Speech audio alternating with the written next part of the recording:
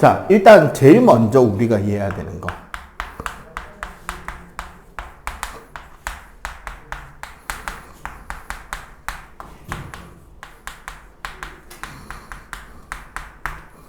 스칼라라는 개념 자체는 크기나 양에 관련된 물리량으로 방향을 고려하지 않습니다. 그리고 여기서 크기라는 말 자체가 결국은 뭐를 의미하냐면 절대값을 의미해요. 그렇기 때문에 원래 기본적인 개념상의 스칼라는 뭐보다 커야 된다? 0보다 커야 되죠, 무조건. 크거나 같아야 되는데 문제가 뭐냐면 스칼라의 개념에서 음수가 나올 수가 없느냐? 있긴 해요. 그럼 스칼라에서 음수가 나오는 조건은 뭐냐? 기준에 부족할 때. 기준값을 다른 값을 기준으로 잡을 때가 있잖아. 그러면 그 기준을 채우지 못했을 때 음수를 쓰긴 한다는 거야. 예를 들어서 뭐 우리 고도라는 개념 있죠. 해발 고도. 높이잖아, 쉽게 말하면. 높이는 음수라는 개념이 존재할 수 있냐? 마이너스 높이? 근데 네덜란드의 땅은 해발 마이너스 고도예요. 무슨 소리다? 원래 정확하게 지구에서 고도의 개념을 잡으려면 어디가 기준이 돼야 되는 거야? 지구 중심이 기준이어야지, 무조건. 지구 중심에서 6,400km 지표면까지 가서 거기서부터 위로 몇 미터냐, 밑으로 몇 미터냐를 잡는 게 원래는 정확한 높이잖아. 그런데 뭐를 기준으로 잡았다? 해발이라 그랬지. 평균 해수면 높이를 기준으로 잡고 나니까 그거보다 낮은 높이, 그거보다 높은 높이가 생겨나잖아. 이해가 되죠?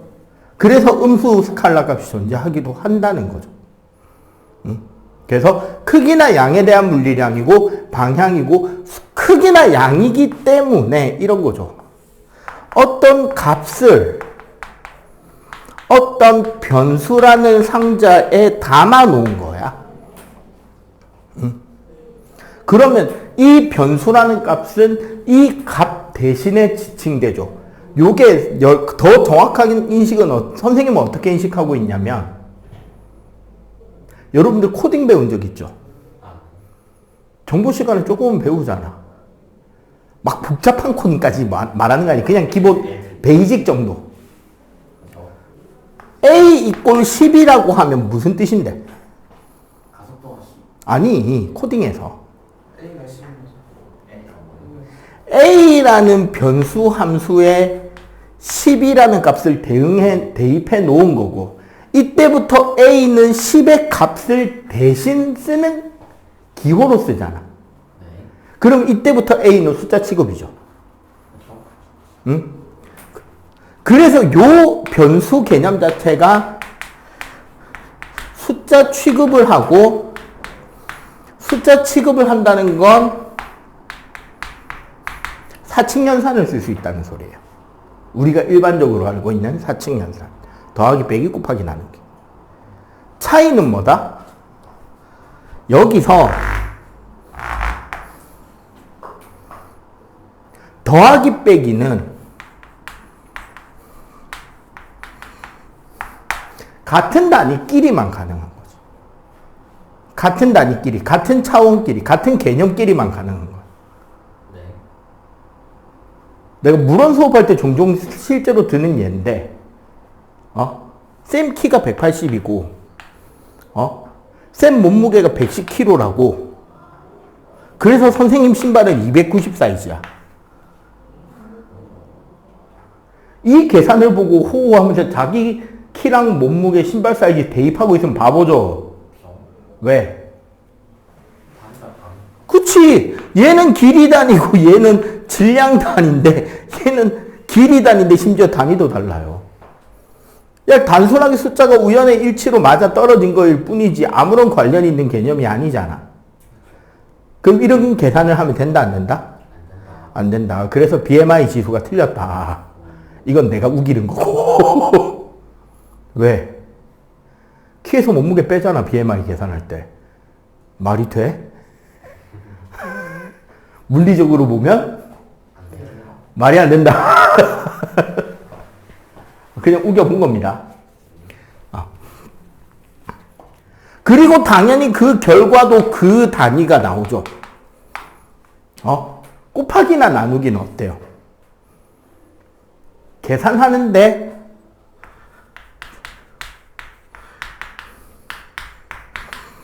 다른 단위끼리도 가능하죠. 대신에 그 결과값은 세 단위 값으로 나오는 거지. 봐봐. 길이에 길이를 더하거나 빼면 뭐가 나와요? 길이가 나오지. 길이에 길이를 곱하면 뭐가 나오는데? 그렇지. 다른 개념이 나온단 말이야. 다른 단위가 나온다. 개념과 단위와 차원은 같은 소리예요. 우리가 배우는 스칼라량에는 t, 시간, s, 이동거리, v, 속력이 있습니다. 그죠? 자, 벡터. 벡터는 위에 화살표를 반드시 표시해 줘야 됩니다. 실제로 만약에 진짜 학교 선생님이 어디 과거에 가서 잠깐 있다가 오신 양반이라서 되게 까탈스럽게 벡터 개념을 적용해서 문제를 푼다면 서술형 문제 진짜 긴장 타야 돼요. 왜냐면 벡터 기호를 붙였다 뗐다 왔다리 갔다리 서술하면 다 꺼버리는 게 과거야. 서술형 30점짜리 벡터 화살표 붙였다 뗐다 했다고 30점 통으로 날려버렸어요. 옛날에 과거에서는. 조심해야 되는 개념이 되는 거죠. 이게 객관식이면 그냥 값만 맞추면 되는데, 요즘 이제 여러분들 학교에서도 서술형은 절반 가까이 나오잖아. 그럴 때 벡터 개념이 서술형이 될 때 조심을 해야 되고, 그러면 여러분들이 어떤 작업을 좀 해줘야 된다? 기말치기 전에. 기말에 여러분들 이제 벡터 스칼라 들어가잖아. 운동량도 그거고 중력장 운동도 벡터 개념이 들어갈 거 아니야. 누적이기도 하니까. 그러면 미리 물어봐야죠. 선생님 서술형에 벡터 기호 다 붙여야 돼요. 선생님의 의견을 확인하는 거죠. 거기서 붙여야 된다라고 말을 해버렸으면 여러분들은 붙이는 연습을 꼼꼼히 진행하고 너희들 말고 다른 새끼들이 벡터 기호 안 붙여서 감점 당하기를 이제 물 떠놓고 기도해야죠. 어차피 상대평가 아니야? 그지? 벡터라는 개념은 기본적으로 스칼라량에 방향의 개념이 추가되는 게 벡터입니다. 스칼라량에 방향이 포함하는 게 벡터예요. 그러다 보니까 벡터는 일종의 이제 여러분들은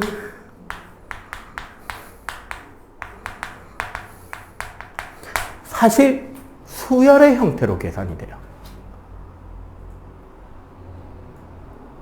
수열의 형태로 계산된다는 건 무슨 소리다? 그냥 사칙연산하면 된다, 안 된다? 안 된다. 그래서 벡터는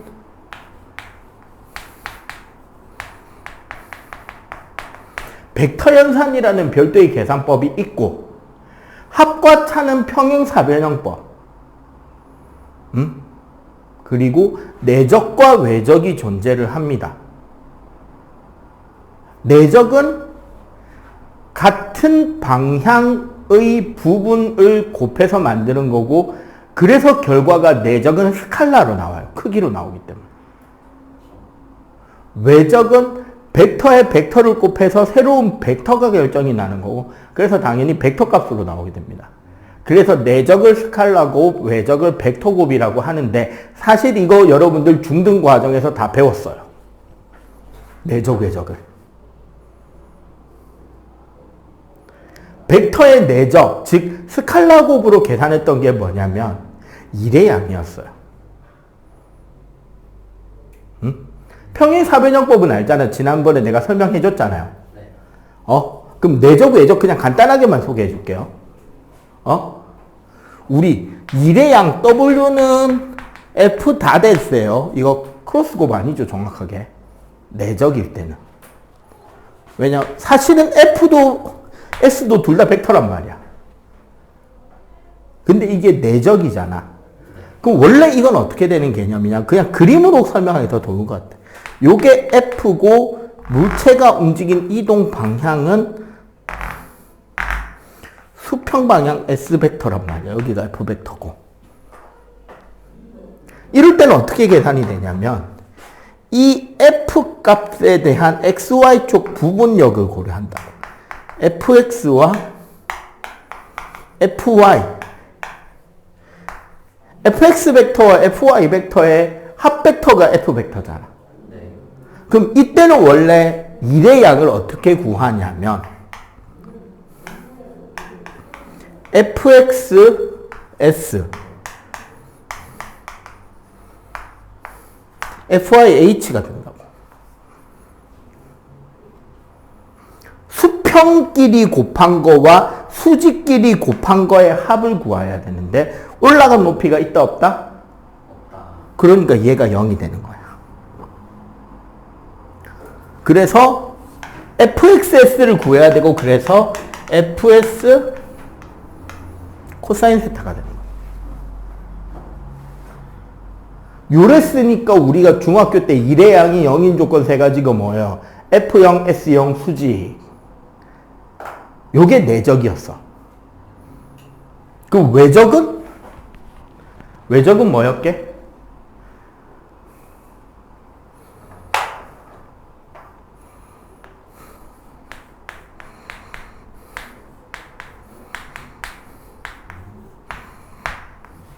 원래 정확한 외적식은 얘예요.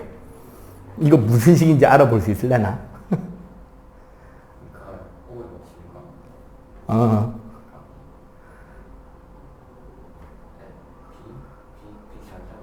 비자기장. 그 전류의 색이 얘기한다. I는 전류, L은 전성기. 전선 길이. 그럼 F는 힘. 힘 자기장 전류. 이거.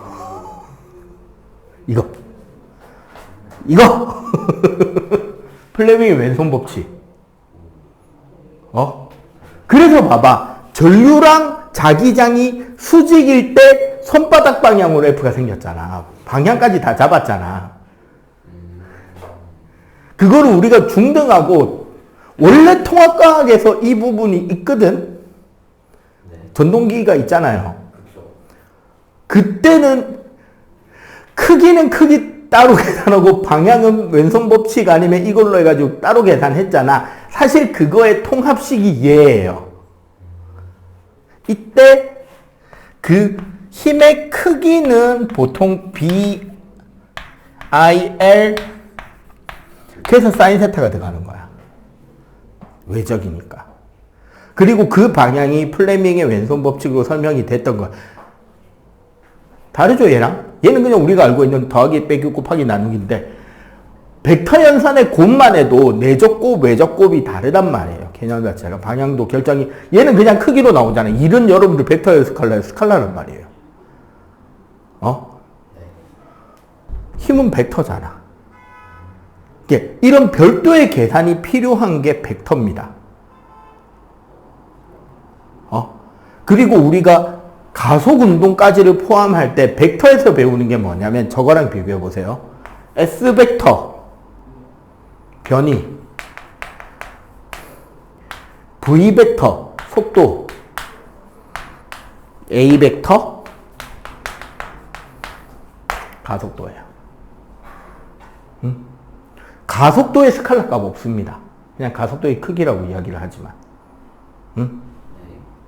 그래서 요 두 개가 다르잖아. 그지? 자, 일단 제일 먼저 우리가 이해를 해야 되는 건 그럼 이동거리와 변이는 뭘 다르냐? 뭐가 다르냐야?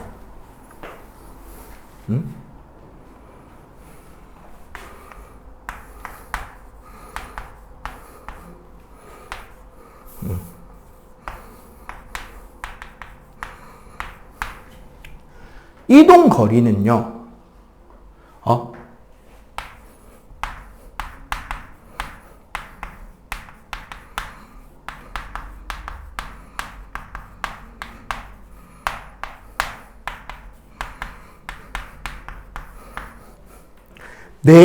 내가 있었던 위치들을 쭉 이은 그 선의 길이가 이동 거리가 됩니다. 변이는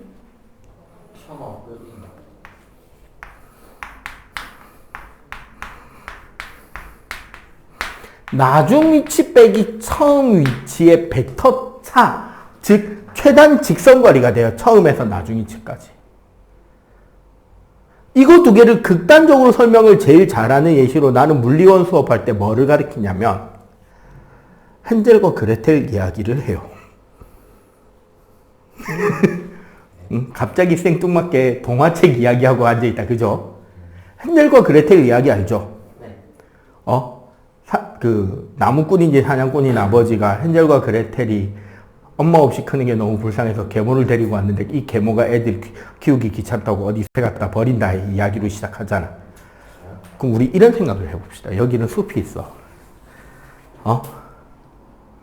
여기에 헨젤과 그레텔이 살던 집이 있어요. 오두막집이. 애들을 갖다 버린 사건 현장은 여기야. 야, 쭉 직선으로 가서 애 버리고 도망갔으면 애들이 그 엄마가 도망간 방향으로 따라가면 집이죠. 그럼 지네들은 반대 방향으로 가면 집이지. 그럼 찾아와 뭐다? 찾아오지. 그러면 좀 나쁜 생각을 해봅시다. 애 엄마 입장에서 애들이 집에 못 찾아오게 하려면 어떻게 해야 돼? 그 빙빙 돌아서 숲에서 길과 방향 감각을 까먹도록 해야 될 거 아니야. 그래갖고 빙빙 돌죠. 그러면 저 선의 길이가 뭐가 된다? 이동 거리가 되는 거지. 그러면 두 점 사이의 이동 거리는 몇 가지가 나와요?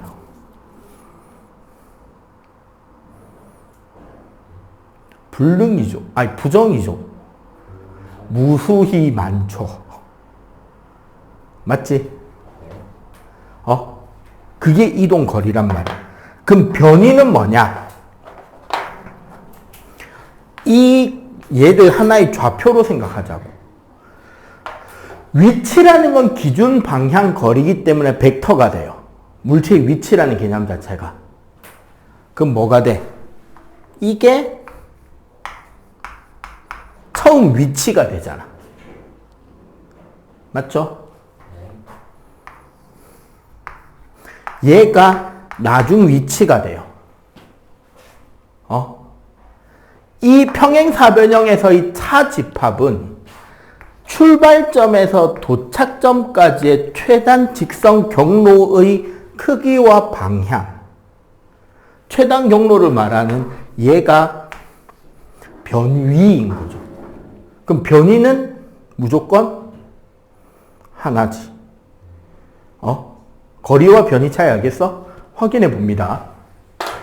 옛날에 동훈이도 틀렸던. 자, 완벽한 원형으로 이루어진 어떤 호수가 있어요. 연못 공원이 있어. 이 연못의 한 바퀴는 100m야. 세 바퀴를 돕니다. 이동 거리는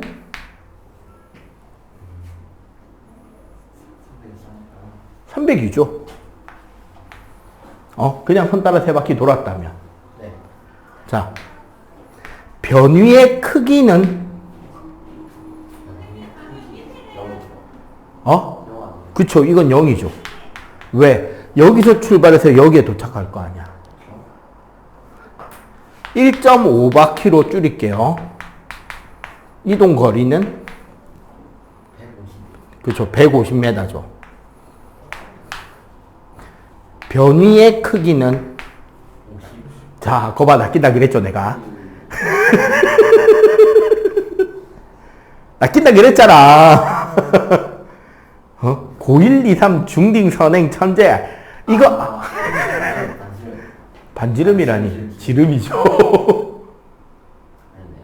내가 말했잖아, 낚인다고. 야, 너 두 번째로 낚이잖아. 그쵸? 한 바퀴 반이면 여기서 출발해서 여기 도착한 거 아니야. 너희들이 막 원하는 얘고, 내가 원하는 건 얘잖아. 내가 낚인다 그랬지. 5달 만에 떠보니까 또 낚이죠.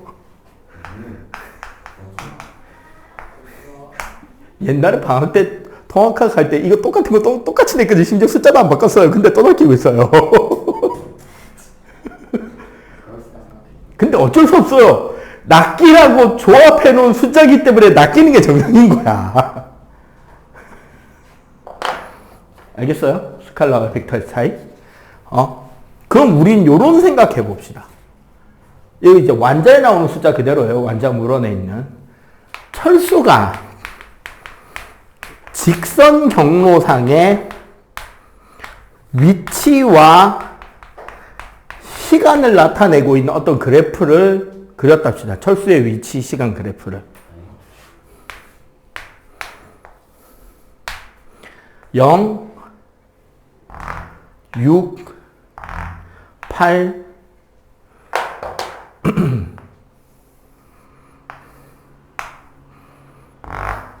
10m,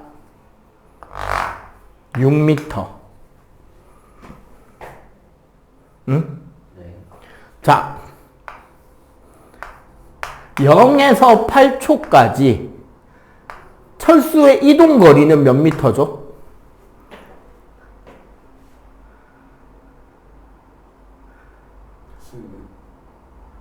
이런 거 낚이면 안 되는데, 그지? 끄덕끄덕 거리고 있다, 옆에서 지금. 길이를 길이 이렇게 불러. 14m잖아. 10m 갔다가 4m 왔잖아. 오. 야, 문제 적혀 있잖아. 직선 경로상의 위치라고. 자, 0, 10, 6, 10m 갔다가 4m 돌아와서 6m 지점에 와 있잖아, 이것들아. 그렇죠. 그럼 이동거리 몇 m야? 14. 변이의 크기는? 변의 크기는 2죠. 그치. 어차피 여기서 여기까지 간 거니까. 중간 과정 다 생략. 이게 스칼라와 벡터 차이. 잠시만. 왜? 네. 네네네. 네. 잠시만, 소리. 순간 쫄. 자, 우리가 그러면 속력과 속도가 있잖아요. 그렇죠. 속력은 스칼라예요. 네. 스칼라를 스칼라로 나누면 스칼라가 되고, 네. 속도는 벡터란 말이야. 그렇죠. 벡터를 스칼라로 나누면 벡터가 돼요. 네. 네. 왜? 어차피 스칼라는 숫자니까요. 그리고 그러면은 변이의 방향과 속도의 방향은 어떻게 된다? 얘랑 얘랑만 벡터잖아. 그럼 같은 방향이 되겠지. 그리고 전에도 이야기했지만 사실은 시간이라는 개념 자체는 변화량을 가지고 있죠. 언제부터 언제까지? 이동 거리도 변화량이잖아. 따지고 보면. 어디부터 어디까지. 변이는 당연히 변화량이죠.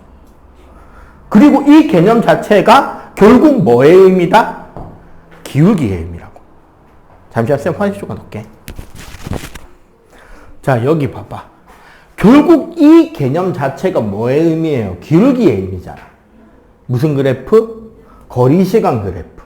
여기서는 변이 시간 그래프. 혹은 위치 시간 그래프. 맞지? 그러면 여기서 봐봐. 0에서 8초까지의 속도를 구하자면 8분의 6이잖아. 단위는 미터 퍼 세컨드 똑같은 단위를 쓰겠죠. 네. 그리고 이 8분의 6 약분하면 4분의 3인 이 값은 결국 뭐냐면 요 지점에서 요 점을 이은 이 직선의 기울기가 4분의 3이라고. 맞지? 그러면 우리 변이가 되는 얘는 8분의 14가 나와야 되잖아. 네. 즉 얼마? 속력의 값인 4분의 7은 어디에 그려지느냐라는 거죠. 근데 우리 봐봐. 이동 거리는 줄어들 수 있나요? 이동 거리 스칼라니까 줄 수 없죠. 어? 움직이는 방향하고 상관없이 어쨌거나 내가 움직이면 계속 증가해야 될 거 아니야. 그럼 사실 여기서 그래프가 이게 이동 거리 그래프가 되면 어떻게 되냐면 여기서 올라가야죠. 어디까지? 14m까지. 그때 요 점과 요 끝점을 이은 이 직선의 기울기가 4분의 7 미터 퍼 세컨드가 되는 거예요. 오케이? 자, 여기까지를 이야기하면 기본적으로 뭐를 알 수 있다? 이동 거리는 변이의 크기보다 크거나 같죠. 같아지는 시점이 뭔데? 움직임 방향이 직선이고, 걔가 갔다가 돌아오는 일 없이 방향 변화 없이 그냥 직선으로만 움직였을 때, 돌아오는 일 없이 직선으로만 움직였을 때가 같겠지. 그렇기 때문에 저절로 뭐와 뭐도 속력과 속도의 관계도 동일하게 되겠죠. 그럼 우리 등속 직선 운동의 등속은 등속력 직선 운동이 되는 거야. 그러면 등속도 운동이라고 한다면 속도인 벡터를 제한했잖아요. 네. 그러면 빠르기도 변하면 안 되고 뭐도 변하면 안 돼. 운동만요? 그치, 방향도 변하면 안 돼. 그러니까 등속도 운동과 같은 뜻이 등속 직선 운동인 거예요. 알겠어요? 일단 여기까지 정리 좀 해놓자. 싹 칠판 지우고 그 다음 거 가야 되니까. 그걸 더 하면 좋을 것 같은데. 그럼 봐봐. 이 다음에 나오는 개념은 SVA와 T에 대한 내용은 똑같단 말이야. 이건 우리가 지난 시간에 지지난번에 했던 거 그대로예요. S의 기울기, V의 기울기, V의 밑넓이, A의 밑넓이. 시험 치고 난 다음날 우리가 딱 했던 거의 그대로란 말이야. 대신에 그때 여러분들이 학교에서 벡터 스칼라까지는 안 했기 때문에 내가 안 한 내용이 하나 있어요. 바로 뭐냐면 그래프 변환이에요. 응? 왜냐하면 벡터가 되면 반대 방향에 대한 것도 고민이 들어가야 되기 때문에 그래프 형태가 좀 더 다채로워진단 말이야. 근데 여기서 솔직하게 가속도 관련 쪽을 볼 필요가 없죠. 왜?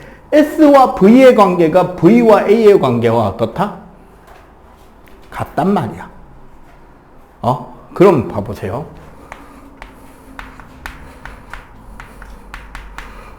자, 등속 직선 운동은 두 가지가 나오죠. 어떻게? VT 그래프. VT 그래프에서 0보다 크거나 0보다 작거나. 맞지? 이때 요 넓이가 뭐가 됐다?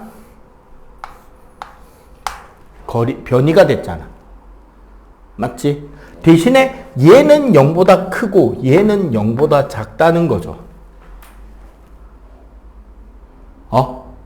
이게 그래프적으로 어떻게 표현이 되냐면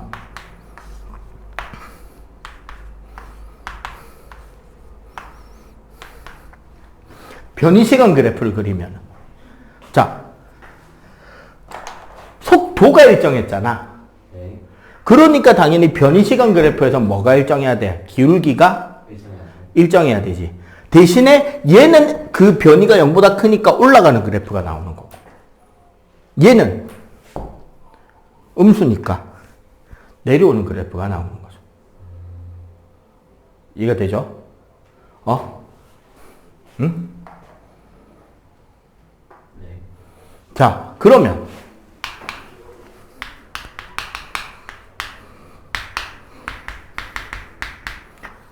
가속도 직선, 등 가속도 직선일 때는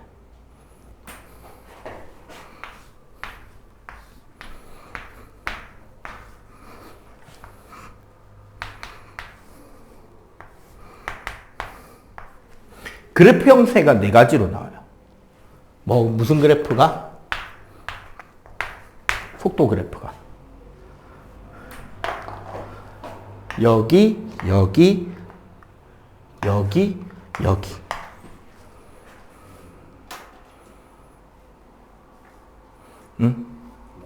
좀 더 구체적으로 써보자면 이 그래프는 V도 양수고 A도 양수인 거죠. 얘는 A가 음수. 얘는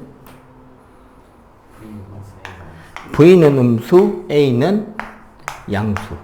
얘는 그치. V도 A도 그리고 봐봐. 그러면 이 밑넓이가 뭐가 되는데? 그치, 변이지. 얘 양수란 말이야. 얘는 그치. 얘는 얘도 음수죠. 근데 우리 요거 봐봐. S는 V0t 더하기 2분의 1 AT 제곱이라는 식을 T에 대한 내림차순으로 세로 정리하면 S는 2분의 1 AT 제곱 플러스 V0t가 돼서 결국 자, 기본 밑살림 다 퍼준다. A의 부호의 역할이 뭔데?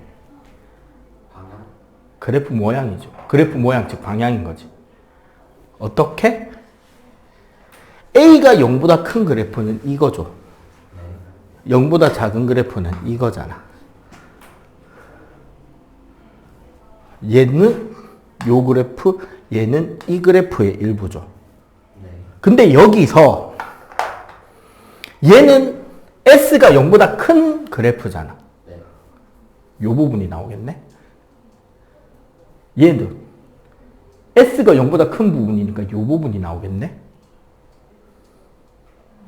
얘는 S가 0보다 작은 거잖아. 요 부분의 그래프가 나오겠죠. 얘는 S가 0보다 작은 그래프니까 요 부분의 그래프. 무슨 소리다?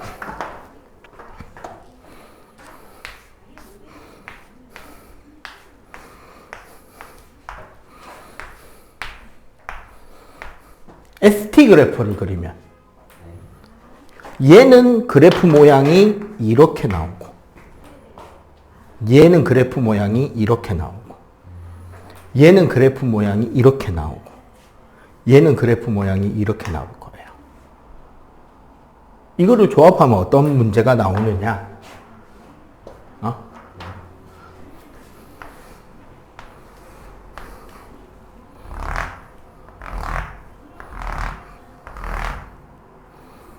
하나 더 가야 되나? 하나 더 가자.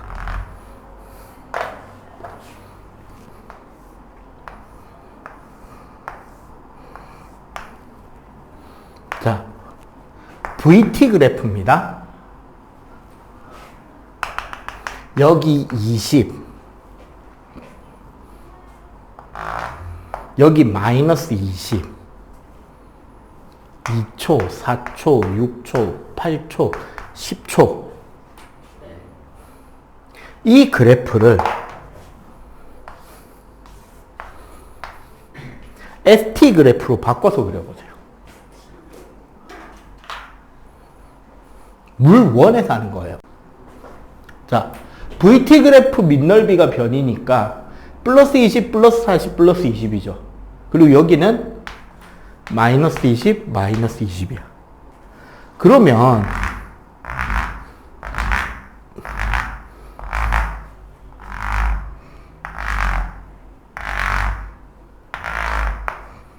자, 20, 40, 60, 80이라고 변이를 잡을 때 2초일 때 위치는 20이죠. 4초일 때 위치는 60이지. 그리고 6초일 때 여기가 최대 변이점이죠. 왜? 이 사다리 꼴 넓이가 앞으로 간 거리니까. 80이죠. 그 다음에 마이너스 20, 마이너스 20이 된단 말이야. 그리고 여기서 요 부분 등속 직선 운동이잖아, 저기가. 그러면 저기는 여기서 그래프에서 기울기가 있다, 없다? 없는 직선 구간이죠. 그리고 요걸 생각해야지. 요 끝점의 접선 기울기와 요 직선의 기울기가 어때야 돼? 같아야지. 순간 속도가 접선의 기울기였잖아. 그러면 여기서 곡선이 자연스럽게 연결이 돼서 꽂혀야지, 여기에. 맞죠? 그리고 여기서도 자연스럽게. 그리고 여기서도 자연스럽게. 모양은 상당히 잘 그렸어요. 그리고 이걸 정확하게 그리면 장점이 뭔지를 보여줄게요. 3초일 때 변이가 얼마일까요? 네. 여기 딱 절반까지니까 40이죠. 자, 3초일 때 변이는 40이죠. 이 운동에서 운동 방향이 변한 곳은 여기지. 요런 걸 이용해서 다른 값들을 추론해 볼 수 있게 된다는 거예요. 그래프만 정밀하게 그려줘도. 그래서 운동 파트는 그래프가 되게 중요하다. 그리고 자유낙하 포물선은 지난번에 이야기했으니까 거의 그대로 가면 되는 거예요. 오케이? 자, 그러면 일단 요거까지 정리해 놓고 한 10분 정도만 쉬었다가 운동량, 충격량 들어갈게요.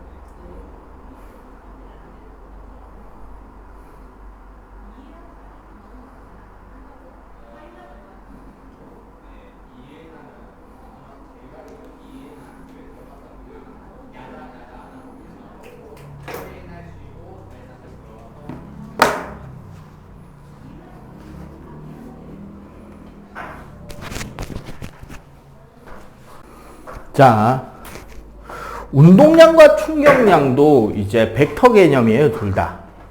그런데 우리가 물원 혹은 통과의 역학 파트에서 제일 중요한 변수 하나만 이야기하자면 가속도예요. 왜 가속도가 제일 중요하냐면 우리가 등가속도 운동까지 이야기할 때 A 벡터는 델타 T분의 델타 V 벡터라고 이야기를 하죠. 맞지? 그 다음에 물체에 힘이 작용하는 뉴턴의 운동 법칙이 들어가면 뭐가 돼요? 얘가 단위 질량당 힘이 가속도라고 이야기를 하잖아. 물원이라고 가정한다면 여기까지 배우는 게 1차시예요. 등속직선 운동과 등가속도 운동. 그 다음에 요거를 배우는 게 2차시예요. 뉴턴의 운동 법칙. A는 N분의 F. 그럼 운동량과 충격량은 어디냐? 여기를 배우는 거예요. 선생님, 저게 왜 운동량과 충격량이에요? 라고 하고 싶지? 잘 봐. 요 사각형만 딱 보세요. 나 분모 좋아해, 싫어해? 나 분모 졸라 싫어하지? 자, 그럼 분모를 없애볼게요. 보이냐? M 델타 V 벡터는 F 델타 T 벡터예요. 보이냐? 자, 그럼 봅시다. 자, 첫 번째 운동량. 소문자 P 벡터. 일반적으로 운동량의 단위는 공식 자체가 뭐냐면 MV 벡터죠. M은 어차피 스칼라니까. 자, 운동량의 정의는 운동 중인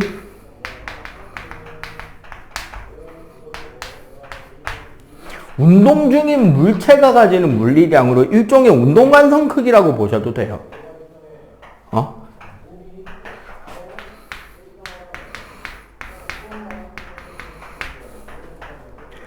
이제 왜 이거를 이 개념을 잡게 되었느냐? 봐봐. 운동 속도만으로 운동의 효과를 표현할 수 있나요? 아니에요. 왜냐하면 이 교실 안에 지금 공기 입자들 졸라 빠르게 날아다닌단 말이야. 효과가 있냐? 그냥 우리는 기압이라는 형태로 태어나서부터 계속 느끼다 보니까 못 느끼는 채로 지나가고 있잖아. 빨라봐야 뭐해. 가벼우면 끝인데. 효과가 없는데. 그 다음에 또 우리가 알고 있는 개념이 하나 있죠. 운동과 관련된. 키네틱 에너지. 운동 에너지의 단점은 뭐냐면 에너지는 전환 과정에서 손실되는 게 너무 커요. 마찰, 충돌, 저항 이런 것들을 고려하기 시작하면 에너지 보존은 성립되지만 계산이 가능해, 불가능해? 불가능해지잖아. 그렇기 때문에 에너지를 가지고 뭔가를 설명하기도 까다로워요. 그래서 그 둘의 중간에 해당하는 거. 운동량이라는 개념은 운동량 보존을 통해서 다른 물체들과 상호작용할 때도 그 상호작용 전후의 변화량의 예측에 상당한 도움이 되는 물리량이 된다는 거지. 그래서 결국은 운동량 보존 법칙을 중심으로 해서 물체계의 상호작용을 해석해 나가려고 할 때 필요한 개념이 운동량이고, 얘는 특별하게 이거와 관련된 학자의 업적이 없기 때문에 단위에 대문자가 포함되어 있지 않습니다. 그러면 그런 단위가 없으면 사람 이름으로 된 단위가 없으면 공식이 단위고 단위가 공식이에요. 자, 얘 운동량 뭐 어떻게 구했다고? 질량의 속도 곱한 거잖아. 질량 단위 뭔데요? 속도 단위는. 네, 그래서 운동량 단위는 킬로그램 미터 퍼 세컨드입니다. 가급적이면 다 뜨고으로. 지난번에 언급됐죠? 다 뜨고으로. 크로스고브 아닙니다. 풀이 자체는 되게 간단하죠? 뭐예요? 그냥 질량의 속도 곱하면 되는 거예요. 예를 들어 3kg이 2m per second로 운동한다면 운동량의 크기는 6kg. 그냥 6kg m per second 하면 끝나죠.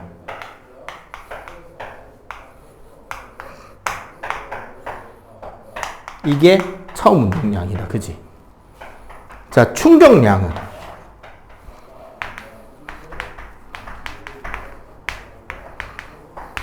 운동의 변화를 주는, 운동의 효과에 변화를 줄 수 있는 충격의 총량이라는 뜻이고, 물리적 개념은 임팩트에서 따온 I 벡터입니다. 그리고 얘는 공식이 F 델타 T. 힘의 시간 곱한가. 그러니까 물체에 가해진 힘의 크기에 따라서 운동이 변하는 정도가 다를 거 아니야. 그리고 변한 만큼을 정확하게 계산하려면 그 힘이 얼마나 긴 시간 동안 가해졌느냐도 영향이 가해지겠죠. 자전거 탈 때 생각하면 되잖아. 브레이크 잡는 거. 브레이크를 살짝 잡냐 세게 잡냐에 따라서 속도 제동 정도 되는 정도가 다르고, 잡고 바로 뗐냐 꾹 잡고 있느냐에 따라서 다르잖아. 응? 자, 그래서 얘는 물리적 단위가 뭐가 된다? 뉴턴 세컨드가 되죠. 역시 다 뜨고. 근데 요거 잘 보세요. F는 MA 델타 T 여기 벡터. A 델타 T는 뭔데? 저기 봐봐. 다 저기에 있어 식은. V. 그냥 V야 델타 V야. 델타 V. 네.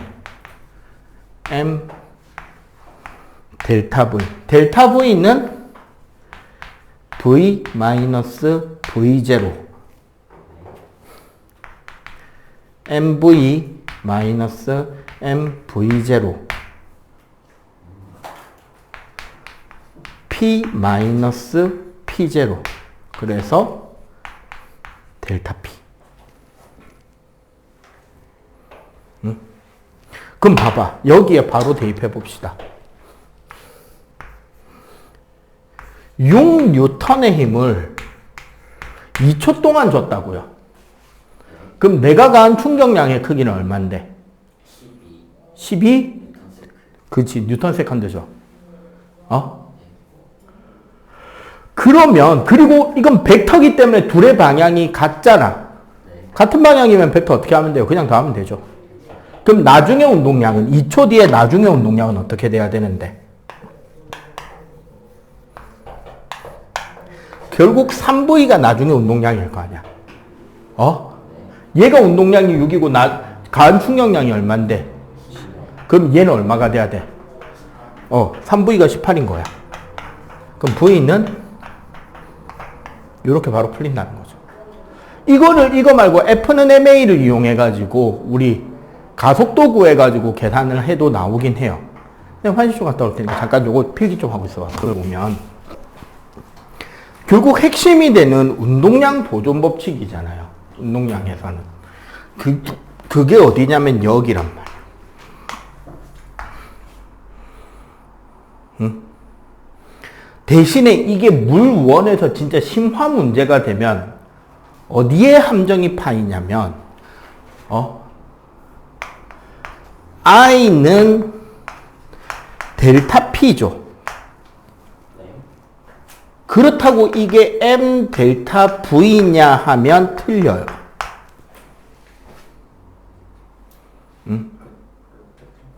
왜 틀리냐면 I는 델타 P는 델타의 MV가 돼. 이거 풀면 어떻게 되게? M 델타 V 플러스 V 델타 M이 돼야 돼요.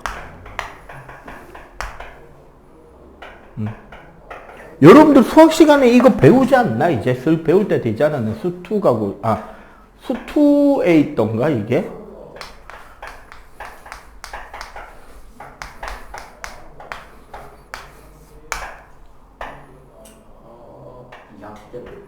이 학기에 배우나? 얘가 어떻게 된다? F'X, GX, Fx, G'X. 양력 걸 거예요. 요 개념이기 때문에 델타 MV는 M 델타 V 플러스 V 델타 M이 돼요. 그리고 얘가 나오는 게 딱 한 유형인 거야. 컨베이어 벨트. 컨베이어 벨트 있잖아요. 컨베이어 벨트에 일정한 시간 간격으로 과자가 떨어진다고 할 때 이 컨베이어 벨트가 일정한 속력으로 계속 돌기 위한 힘의 크기를 구하시오. 봐봐. 컨베이어 벨트가 있잖아. 여기에 일정한 시간 간격으로 시간당 질량 변화가 있을 거라는 거잖아. 일정한 속력으로. 이때 필요한 게 뭐라고? F라고. 왜? 델타 T만 싹 넘기면 뭐가 돼? 그치. F 델타 T가 이번에는 V 델타 M이 되잖아. 속력이 일정하다 그랬으니까 얘가 날아갈 거 아니야.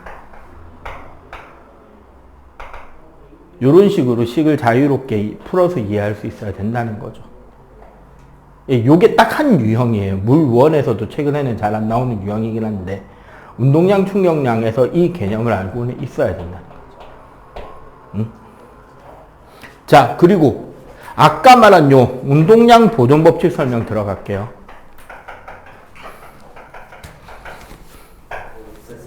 왜? 컨베이어 벨트. 여기는 줘도 되잖아. 컨베이어 벨트만.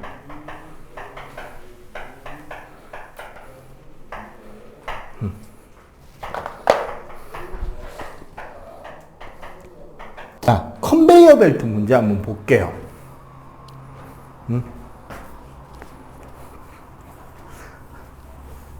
자, 기본적으로 충격량의 크기가 델타 P가 되고,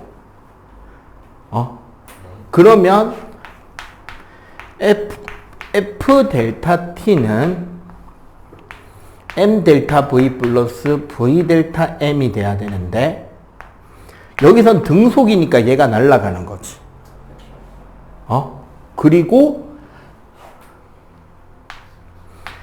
F는 그러면 델타 T가 넘어오면 V 델타 T분의 델타 M이 되는 거잖아. 그지? 자, 힘의 크기 얼마라고요? 그쵸. 0.01은 속력이 얼마? 0.1 곱하기 시간. 여기 함정 카드인데. 여기서 1분이라고 1 적으면 죽는 거야, 그냥. 그치, 세크니까. 60세컨드고, 질량이 얼마?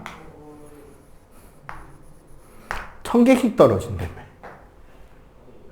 여기서 M 얼마냐고.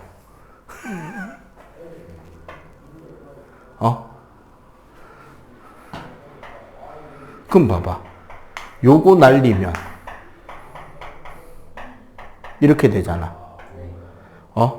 그럼 다 넘어가면 M은 100분의 60 맞죠?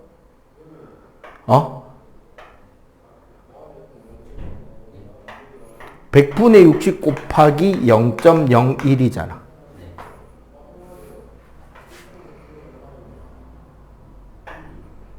맞죠? 그러면 M은 얼마야?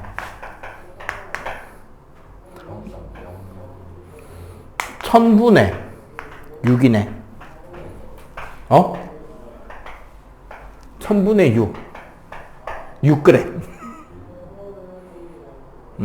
요렇게 시계 전개에서 이제 시간당 질량 변화로 나온다는 걸 기억해 줘야 되는 거죠. 컨베이어 벨트는. 그럼 이제 다른 변수를 물어볼 수 있는 거죠. 딱 요 한 문제, 물1까지 해도. 대부분은 뭐가 바뀐다? 운동이 바뀌는 거를 가지고 들어가. 직선상에서나. 특히 운동량 보존에 들어가면 이 내용이 많이 나오게 되는데, 마주 필기할래? 잠깐. 딱 하고 끝내기. 운동량 보존 법칙이란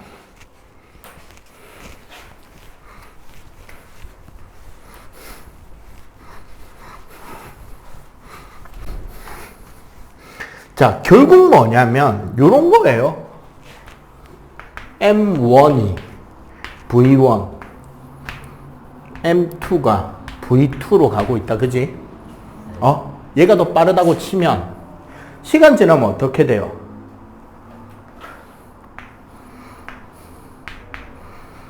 충돌할 거 아니야. 충돌하면 작용 반작용으로 M1이 M2한테 가하는 힘이 플러스 F라면 M2가 M1한테 가하는 힘은 작용 반작용이니까 뭐가 가해질까요? 마이너스 F로 갈 거 아니야. 우린 지금 속도 벡터 자체가 이쪽을 0보다 크다고 자꾸 가고 있는 거니까 얘가 마이너스 F가 되겠죠. 그리고 이 두 물체가 충돌하는 동안에 서로 힘을 주고받은 시간은 델타 T가 공통으로 들어가겠지. 짧은 시간이긴 하겠지만.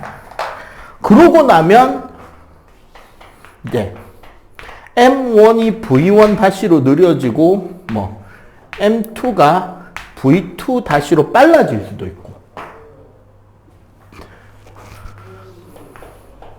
M1이 V1 다시가 반대로 갈 수도 있겠죠.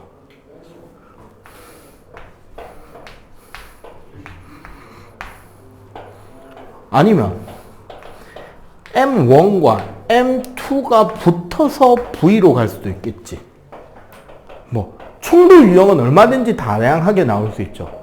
M1은 멈추고 N2만 튕겨갈 수도 있는 거고. 그죠? 모든 종류에 대해서 잘 봐봐. 처음의 운동량이 뭐예요? M1 V1, 여기는 M2 V2. 서로 주고받은 충격량은 마이너스 F 델타 T, 여기는 플러스 F 델타 T. 그래서 여기까지만 일단 기본형만 딱 생각한다면, 그래서 나중 운동량이 뭐예요? M1 V1 다시 M2 V2 다시가 될 거 아니야. 근데 아까 뭐였어요? 운동량 플러스 충격량은 나중 운동량이지. 왜? 봐봐. 아까 충격량은 P-P0 였잖아. 그럼 얘는 뭐가 돼요? P는 P0 플러스 I가 된다고. 자, 그럼 어떻게 돼? 자, 봐봐. M1 V1 마이너스 F 델타 T는 M1 V1 다시 이식 맞나요? 맞잖아. 이거. M2 V2 플러스 F 델타 T는 M2 V2 다시 맞아요? 이거 맞잖아. 자, 더 해버리면 좌변은 뭐야? M1 V1 플러스 M2 V2는 M1 V1 다시 더하기 M2 V2 다시가 되지. 앞에 게 뜻이 뭔데요? 충돌 전 운동량 합계. 뒤에는 충돌 후 운동량 합계. 어떻다? 같다. 따라서 운동량은 충돌 전후에 그 합이 보존된다죠. 자, 여기서 너희 학교기 때문에 너희랑 동인, 해고, 이사벨 한 4개? 그 다음 뭐 굳이 따지면 부일, 외고, 자살하고 요즘에 문제 지저분하게 내기 시작하는 티가 살짝 나. 고2들 보고 고2들 가르치고 있는데 고1들은 지금 올해 넘긴 한데 작년까지는 부일, 외고 문제 별다른 거 없었거든. 근데 걔네들이 올라가서 지금 올해 고2들 부일, 외고 문제가 살짝 쉽다꼬리한 느낌이 나요. 냄새가 좀 나. 조금 어렵게 좀 시켜야 되지 않나라는 그런 욕심을 내는 것 같아. 부산에 있는 두 번째 자사하잖아. 그러니까 그걸 좀 그 해운대구 파이를 좀 떼먹고 싶어가지고 살짝 냄새가 나요. 그런 데서 나올 수 있는 것 중에 원래는 물 1에서도 안 나옵니다. 물 2에 가야 나오는 개념인데 작년에 너희 학교인가 동인인가에서 한번 언급이 된 적이 있는 개념이 있어요. 완전 탄성 충돌, 완전 비탄성 충돌, 그냥 비탄성 충돌. 완전 탄성 충돌은 뭐를 말하냐면 충돌을 하고 난 뒤에 충돌 전과 충돌 후에 운동에너지 합계마저 보존이 되는 충돌이 완전 탄성 충돌이에요. 원래 보존 안 돼요. 극단적으로 이상적인 충돌일 때만 운동에너지가 충돌 전후에 보존이 돼. 왜 보존이 안 되냐면 소리 나면 열 나고 에너지 다 새잖아. 안 샜다는 소리 아냐. 이걸 완전 탄성 충돌이라 그래요. 그럼 완전 탄성 충돌이면 운동량도 보존되고 운동 에너지도 보존이 돼요. 그리고 이런 완전 탄성 충돌은 한 가지 특징이 더 나옵니다. 두 물체가 충돌하러 들어오는 상대 속도랑 충돌해서 튕겨나오는 상대 속도가 같아요. 그러니까 얘가 만약에 5m, 3m/s로 가고 얘가 5m/s로 와서 받았어. 그러면 상대 속도가 얼마야? 접근하는 속도가 2m/s지. 그러면 그 뒤에 요 둘이 점점점 멀어질 거 아니야, 상대적으로. 그 멀어지는 속도도 얼마다? 2m/s까지만 나오는 거야. 그거보다 넘어갈 수는 없어요. 이거는 그게 넘어가 버리면 운동 에너지가 증가해 버려. 상대 속도의 비가 접근 충돌할 때 속도랑 멀어지는 속도가 같은 거야. 이걸 반발 계수라고 하는 값이 있는데 그게 1일 때 그게 완전 탄성 충돌이 돼요. 그러면은 접근 속도와 이탈 속도가 같고 운동량은 당연히 보존되고 운동 에너지도 보존이 되는 충돌이 됩니다. 근데 이게 물투 개념이기 때문에 그냥 에너지 보존이 일어날 수 있는 건 아주 이상적인 충돌이다라는 개념만 알고 있는데 대신에 그러면 그 가장 정반대쪽에 있는 게 완전 비탄성 충돌이겠지. 얘는 뭐냐면 이탈 속도가 0인 거예요. 얘인 거야. 그럼 이렇게 되면 어떻게 되느냐? 운동 에너지 손실이 최대가 돼요. 왜냐면 봐봐. 튕겨나가잖아. 네. 하나가 뒤로 튕겨나가잖아. 네. 운동량은 얘는 마이너스지만 네. 운동 에너지는 플러스란 말이야. 뒤로 튕기는 것도. V 제곱이잖아. 네. 철퍼더. 이게 완전 비탄성이야. 그래서 얘가 에너지 손실이 제일 커요. 그럼 일반적인 충돌은 이런 거. 운동 에너지가 손실되긴 합니다. 그러나 운동량은 어떻게 된다? 무조건 보존된다. 충돌 전후에 운동량 합계가 보존이 된다. 요 개념인 거. 나중에 사실은 그 인공위성이 이렇게 돌고 나가는 거.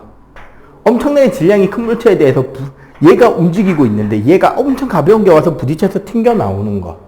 이런 경우에는 완전 탄성 취급하고 계산하긴 하는데 당연히 통과 레벨이나 물원 레벨에서는 그런 거를 계산시키지는 않습니다. 원래는 내면 안 되는데 물원은 절대 안 되는데 통과에 너희 학교니까 혹시 학교 선생님이 반발 계수라던가 완전 탄성 충돌, 비탄성 충돌, 완전 비탄성 충돌 이 단어를 언급하거든. 나한테 신고하세요. 그러면 그거를 그 관련 문제들을 조금 몇 개 풀어보면 감 잡을 수 있으니까 그런 것만 좀 따로 챙길 수 있도록 하자라는 거예요. 운동 전후에 운동량과 충격량은 보존이 된다. 요 개념이 운동량 보존이고. 자, 이거 나오고 나면 운동량과 충격량의 결국 마지막 포인트는 어디냐? 요거 일단 정리해봐봐. 마지막 포인트 설명할게요.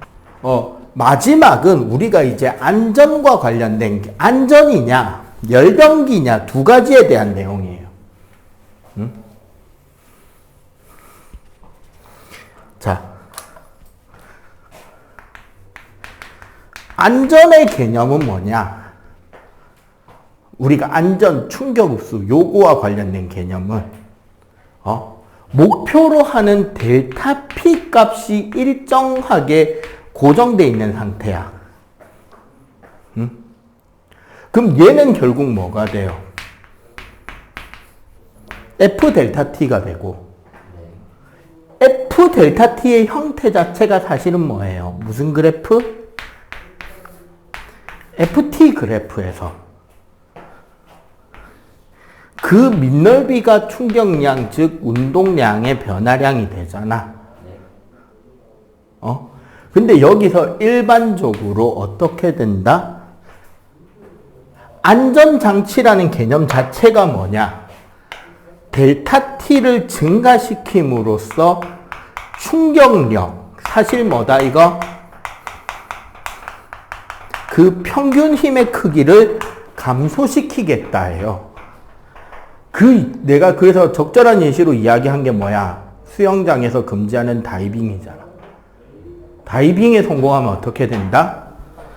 쭉 들어가서 시간이 길게 빼서 멈추니까 힘은 그동안 어떻게 된다? 나눠봤죠.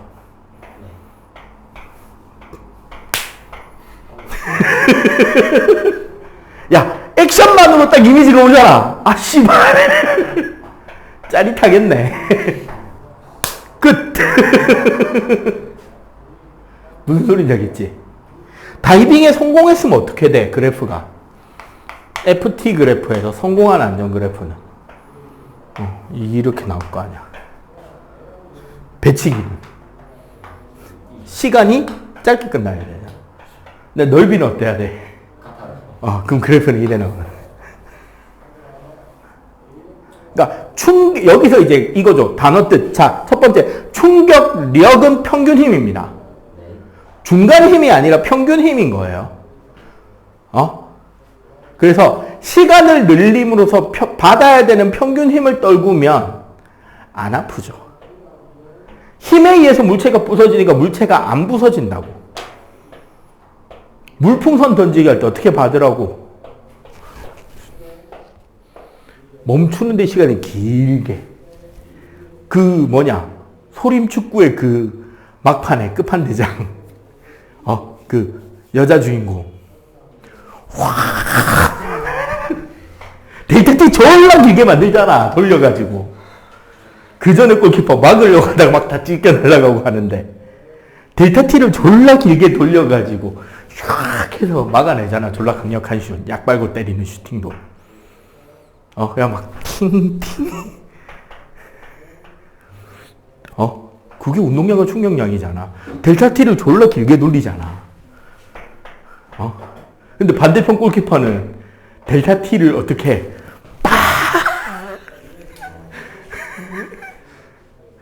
이해가 돼요? 그리고 봐봐.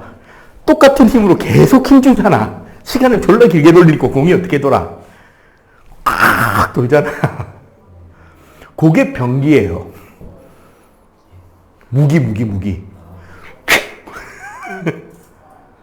대롱이 긴 게 좋아, 짧은 게 좋아? 왜? 힘을 받는 시간이 긴 거야. 훅 하는 힘은 같단 말이야. 근데 이게 짧으면 여기서 여기까지만 밀리고 날아가는 거고 길면 그래서 탱크 전차포나 탱크나 자주포 같은 포의 길이, 총의 길이, 총열이 길면 길수록 어떻게 돼? 그치. 총구에 튕겨나가는 총알의 속력이 커진단 말이야. 같은 총알을 쏘더라도. 단지 무거워지고 다루기 불편해지니까 적당한 길이에서 줄이지. 심지어 그거도 길다고 특수부대들은 어차피 우리는 인파이팅이다 하면서 더 짧게 줄이잖아. 그러다가 저기 아프간이나 지금 인도 파키스탄 얘네들은 너무 고산지대고 싸워야 되는 사거리가 존나 기니까 5.56mm 갖고 답 안 나온다고 옛날 총 꺼내오잖아. 7.62mm 긴 총. 왜? 바람이 너무 세고 사거리가 필요하니까 긴 총 들고 나옵니다. 원래 2차 대전 때만 해도 총이 다 길었어요. 그러다가 언제 이 패러다임이 바뀌느냐. 소위 말하는 5탄, 5.56mm를 쓰느냐. 한국전 거치고 한국전 거치고 베트남전 초기가 되면서 패러다임이 바뀌는 거야. 옛날에 7.62mm 긴 총 쓸 때는 교전거리가 1km, 보통 보병들 교전거리가 600m, 800m, 1km였다고. 그러니까 총알이 탄두도 무겁고 총알도 크고 사거리가 긴 총이 필요했지. 그러니까 총이 길어야 됐다고. 근데 한국전을 거치면서 실제 교전거리는 200-300m 이내, 300-400m 이내에서 더 잦은 교전이 일어났고, 그럼 이런 짧은 거리 교전일 때는 크고 무겁고 반동이 센 총보다는 총열이 짧고 가볍고 반동이 적은 대신에 연사를 통한 집중 화력을 보이는 게 더 유리했다. 그래서 초반에 우리나라가 고생했고 2차 대전 때 소련이 독일군을 막아낼 수 있었던 그 가장 극강의 무기가 기관 단총이잖아요. 그 소위 그 우리 선조님들이 제일 고생했던 그놈의 따발총. 그 우리 딱 어디 반공 이런 거 전시관 가면 보이는 거 있잖아요. 북한군 이 동그란 드럼 탄창에 들고 오는 그 총. 그 기관단 총이거든요. 파파샤라고. 그 총알 뭐 쓰냐면 권총 총알 쏘는 겁니다. 소총탄이 아니야. 기관총이 아니라고. 권총탄 70발 넣어놓고 다드드드드드드 갈길 수 있는 총인 거야. 그럼 사거리는 짧지. 총알도 약하고 총열도 짧으니까. 대신에 권총탄이면 반동이 클까 작을까? 그걸 두루룩 갈기는 거야, 그냥.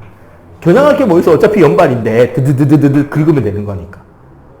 이게 독일이 그 소련 침공할 때, 스탈린그라드, 모스크바 코앞에 놓은 도시, 거기서 시가전 붙는데, 독일은 소총 들고 들어가는, 소총 들고 극히 일부만 기관단총 들고 들어간들, 소련 애들은 개나 소나 딱 기관단총 들고 시가전 붙으니까 막아낸 거지. 응? 그건 이제 총열이 짧고 반동이 약한 대신에 어차피 사거리 짧아도 된다 이런 거. 그건 이제 현대전 교류. 근데 요즘에 다시 무슨 문제가 생겼다? 소련이 멸망하고 방탄조끼가 늘어나니까 맨 처음에는 뭐를 했느냐? 총알이 좀 더 작은 대신에 속력을 올려서 관통력만 올리자. 방탄조끼를 뚫고 맞출 수 있는 총을 만들자 해서 총이 몇 개가 나와요. 뭐 P90이나 그 FPS 게임 좀 해봤으면 알죠. P90 그 다음에 MP7 이런 게 나와. 막 4.7mm짜리. 근데 문제는 이거를 들고 저기 이슬람 애들 아니면 아프리카 이런 데들 입에 마약 씻고 다니는 그런 놈들하고 싸웠는데 방탄조끼는 뚫리는데 씨발 탄창을 퍼고도 애가 반격을 해. 총알이 약하니까 방탄조끼는 뚫리는데 아프진 않은 거야.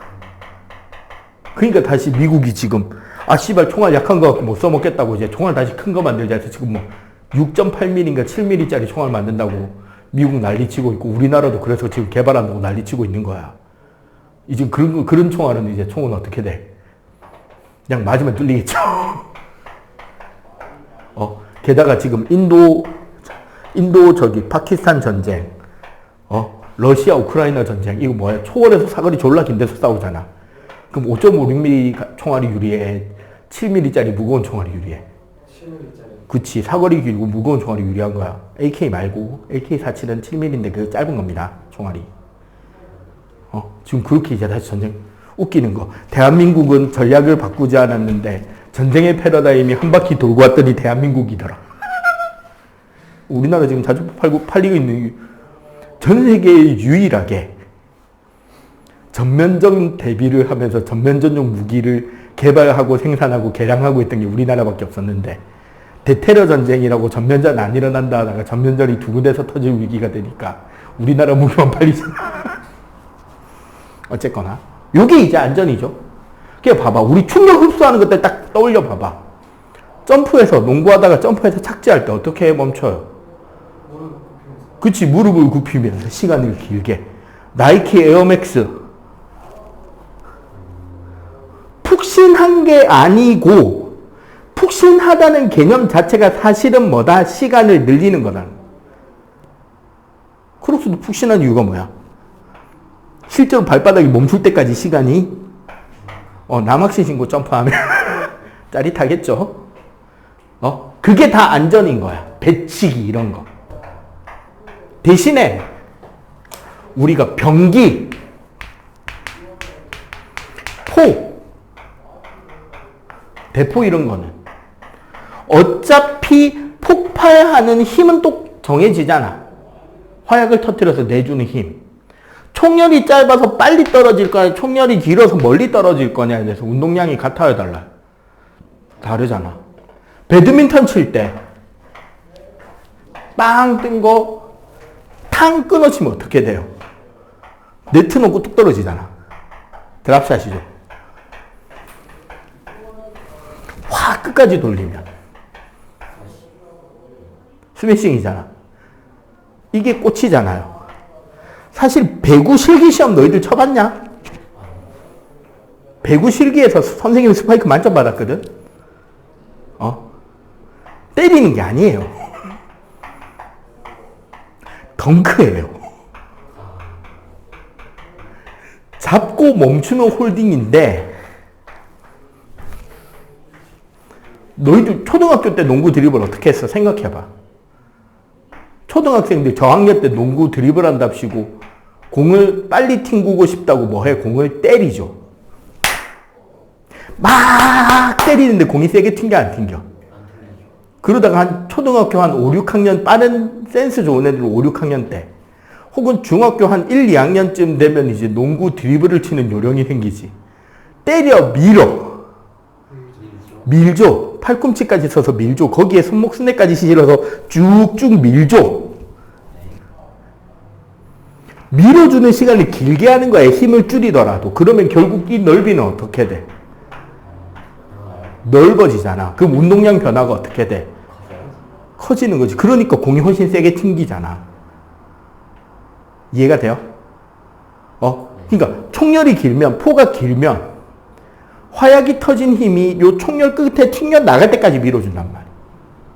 그러면 같은 총을 써더라도, 같은 5.56mm를 써도 M4 같이 짧은 총보다 K2 같이 긴 총이 사거리가 더 좋은 거야. 데미지도 좋고. 물론 게임은 반대지만 M4보다 M16이 약하잖아. 근데 실제로는 M16이 더 센 총인 거지. 왜? 총열이 길잖아요. 저격총 보면 총열 어때? 왜 이렇게 길어야 될까? 길어야만 하는 총이니까. 그 바렛이냐? 대물저격총 M82A1. 총알 자체도 12mm짜리 그 원래 기관총 총알 쓰는데 심지어 총도 존나 길잖아. 하긴 우리나라 6.25 때도 우리나라 전설의 스나이퍼가 한 분 계시죠. 고지전 대치 중인데 건너편 언덕에 북한군 장교 한 놈이 아침 9시만 되면 화장실에 똥을 사러 가더래. 근데 거리가 1.5km 떨어져 있었어. 그래서 죽이고 싶은데 우리 쪽 무기로는 닿는 게 없어. 그렇다고 대포 쏘기도 힘들잖아. 근데 우리나라에 사격 제일 잘하던 병사 한 명이 원래 기관총이죠. 기관총. 그 웰컴 투 동막골 맨 마지막 장면에 보면은 하늘에 비행기 향해서 드드드드드드 땡기는 그 기관총 있잖아. 땅에 설치해놓고. 그게 총알이 12mm짜리거든. 요즘은 그 총이 어디에 실려있냐면 우리나라 K2 전차 위에 전차장이 이렇게 머리 내놓고 이렇게 잡으면 요 앞에 있는 그 총. 그거를 들고 와서 겨냥을 딱 꼬라놓고 퉁 했는데 그 사거리 2km짜리 총이니까. 총도 무겁고 총도 길고 화약도 됐나? 쉥, 팅. 기관총으로 저격해버리기 뭐 이런. 그게 6.25 때 최고 기록이었다던데 그게 한참 동안 저격 최고 신기록으로 가지고 있다가 이제 진정한 이제 대물 저격총들이 본격적으로 나오면서 기록이 깨져서 지금 세계 신이 2200m인가? 2200m 밖에서 저격총고 그걸 가능한 초정밀 저격총 가지고 아프간 같은데 존나 먼 데서 그러면 총알이 이래 될 거 아니야. 휘어서 떨어지는 거 다 계산하고 저기 있는 거 관측하고 저 새끼가 저기 있고 바람이 얼마를 부니까 여기서 몇 클릭으로 겨냥 저기다 대고 때리면 총알이 이래 가서 이리 꽂히는.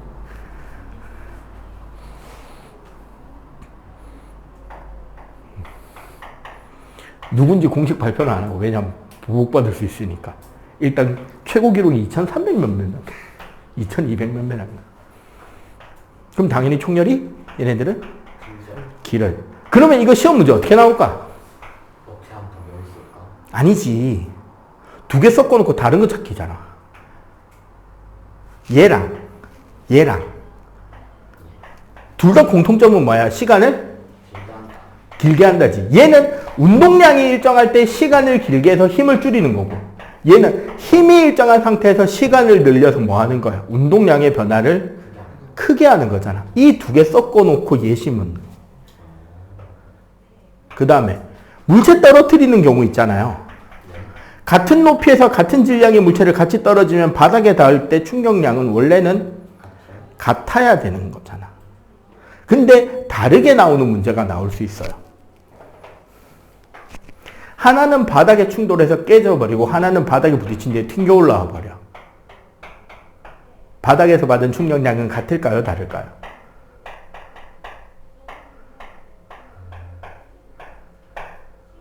그러니까 쉽게 말해서 하나는 바늘을 이렇게 떨어뜨렸더니 바닥에 꽂혔고 하나는 같은 질량의 공을 떨어뜨렸더니 바닥에 부딪히고 튕겨 올라왔어. 어느 쪽이 바닥으로 받은 충격량이 더 클까? 그치, 튕겨 올라온 게 더 커요. 왜? 얘가 델타 V가 크잖아. 얘는 바닥에 닿는 속도에서 0으로 변했죠, 속도가. 얘는 바닥에 닿는 속도에서 마이너스 V가 더 붙었잖아. 그러니까 속도 변화는 얘가 더 큰 거라고. 그러면 얘가 더 충격을 많이 받았어야 되는 거지. 무슨 소린지 이해가 안 가? 질량 m인 물체가 바닥에 붙어버리면 여기 높이가 h라면 여기서 바닥에 부딪힐 때 속도는 루트 2gh일 거 아니야. 그럼 얘는 델타 V가 얼마야? 2gh에서 0으로 간 거니까 루트 2gh만큼이 델타 V잖아. 근데 얘는 가서 튕겨 올라왔다고. 봐봐. 라지 h에서 떨어져서 스몰 h까지 튕겨 올랐으면 얘가 때려박을 때 속도가 루트 2g 라지 h고 튕겨 올라올 때 속도는 루트 2g 스몰 h일 거 아니야. 델타 V는 이것 빼기 이거지. 그러니까 이거 둘이 합이잖아, 얘는. 얘는 이거에서 0이잖아. 얘만이잖아. 얘가 델타 V가 더 크다고 튕겨나와야 되니까. 그럼 얘가 받은 충격량의 크기가 커야 되지. 그러면 그래프 상에서 얘랑 넓이가 누가 커야 된다? 그치, 얘가 더 넓이가 넓은 거지. 요게 이제 3점짜리 문제에서 내는 페이크 포인트인 거야. 왜? 통과는 전부 다 똑같은 것처럼 보이죠. 똑같은 것처럼 묘사해 놓고 하나는 바닥에 부딪혀 깨지고 하나는 푹신한 방석에 떨어져서 멈추고로 보이면 둘 다 결국 최종 속도가 0이잖아. 그러면 넓이가 어때야 돼? 같아야 되지. 근데 하나는 멈추고 하나는 튕겨 올라왔어. 그러면 넓이가 같다 다르다? 다르다인 거예요. 그 차이를 염두에 두고 문제를 한번 풀어보세요. 운동량과 충격량 파트는. 사실 물원이나 통합과학 물리 파트에서 운동량과 충격량이 제일 쉽긴 해. 글자에만 안 속으면. 아까 말한 포인트들 있잖아. 얘랑 섞어서 숨기기. 운동량 보존 의외로 잘 푼다니까. 왜? 계산하면 그대로 나오는 거기 때문에. 대신에 얘랑 섞기랑 이 충돌 그래프에서 들어가서 붙어버리냐 들어가서 튕겨나오느냐가 델타 V가 있잖아. 얘가 델타 V가 클 거 아니야. 그러니까 봐봐. 5로 들이받고 2로 튕겨나오면 속도가 5로 들이받고 2로 튕겨나오면 델타 V가 얼마인데? 3이냐 7이냐? 7인 거잖아. 5로 들이받고 멈추면은 델타 V는 얼마인데? 5인 거잖아. 알겠어요? 그 다음에 하나 더. 그래프. 이거 말고 나오는 그래프가 하나 더 있어요. 세로축이 운동량일 때, 가로축이 시간일 때. 이거는 기울기가 F예요. 왜? 얘가 뭔데요? 델타 T분의 델타 P잖아. 그럼 F네. 이해가 돼? 왜? 이거 델타 T 넘겨봐봐. F 델타 T는 델타 P잖아. 그리고 하나 더. 요 그래프 있잖아요. PT 그래프. 팁 하나 더 줄까요? 분모를 질량으로 나누면 이거 V다? 그럼 VT 그래프다? 그러면 여기에 어떤 그래프 넓이는 거리다? 그럼 한마디로 이 넓이의 질량, 그러니까 여기 원래 이게 P 그래프에서 나온 얘는 여기에 질량을 이 넓이에 질량을 나누면 거리가 된다고. 아니면은 미리 요 값의 질량을 나눠서 숫자를 하나 더 적어두는 거예요. 여기 y축 값. 그럼 뭐가 돼? 우리가 알고 있는 VT 그래프라고. VT 그래프 못 읽냐? 아니잖아. 내가 제일 강조하는 게 그래프인데 내한테 물리 배우는 놈이 그래프를 못 읽으면 안 되잖아. 근데 처음 보면 생소하단 말이야. 빨리 읽을 수 있는 자료들이라고요. 오케이? 설명은 여기까지.